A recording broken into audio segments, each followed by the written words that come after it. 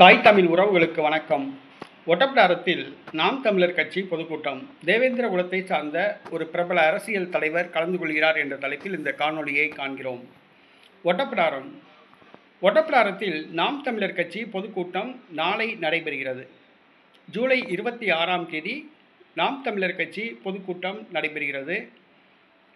வருகிற ஆகஸ்ட் மாதம் 2ஆம் தேதி தேனியில் தேவேந்திரகுல வேளாளர் பட்டியல் வெளியேற்ற பொதுக்கூட்டம் சீமான் தலைமையில் நடைபெறுகிறது. அதற்கு முன்னோட்டமாக ஒட்டப்பிடாரத்தில் இந்த பொதுக்கூட்டம் நடைபெறுகிறது.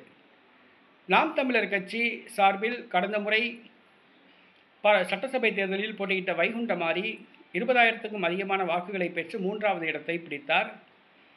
இந்த முறை நாம் தமிழர் கட்சி தனித்து களம் காண்கிறது. சட்டசபை தேர்தல் 2026ஆம் ஆண்டு நடைபெறுகிறது. இதற்கு முன்னோட்டமாக நாம் தமிழர் கட்சி பொதுக்கூட்டம் ஒட்டப்பிடாரத்தில் நடைபெறுகிறது. நாம் தமிழர் கட்சியை சார்ந்த மாநில ஒருங்கிணைப்பாளரும் தேவேந்திர குலத்தை சார்ந்த ஒரு பிரபல அரசியல் தலைவருமான இசை மதிவாணன் இதில் கலந்து கொள்கிறார். இசை மதிவாணன் தென்காசி மாவட்டத்தை சார்ந்தவர். நடைபெற்று முடிந்த பாராளுமன்ற தேர்தலில் தென்காசி தொகுதியில் போட்டியிட்டு தோல்வியடைந்தார்.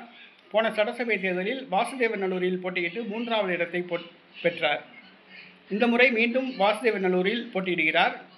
ஒட்டப்பிடாரத்தில் நடைபெற உள்ள அந்த பொதுக்கூட்டத்தில் இசை மதிவாணன் பேசுகிறார். இசை மதிவாணன் ஒரு மிகச்சிறந்த ஒரு பேச்சாளர். தேவேந்திர குலத்தை சார்ந்த அரசியல் தலைவர், மிகச்சிறந்த பேச்சாளர். தமிழ் தேசியத்துக்காக வேண்டியே அவர் திருமணமாகாமல் உள்ளார். அதுவும் போக அவர் இளைஞர் என்று கூட சொல்லலாம். அதே போன்று